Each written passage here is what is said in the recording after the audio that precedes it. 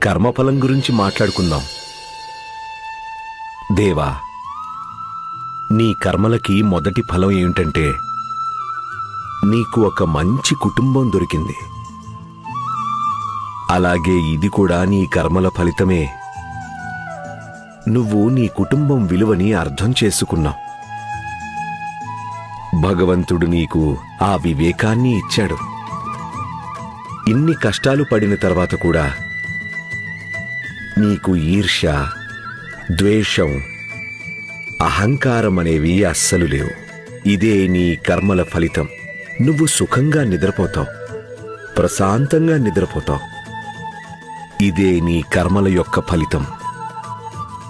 నిన్ను గౌరవించే వాళ్ళందరూ మనస్ఫూర్తిగా గౌరవిస్తారు, భయంతో కాదు. ఇదే నీ కర్మ ఫలం.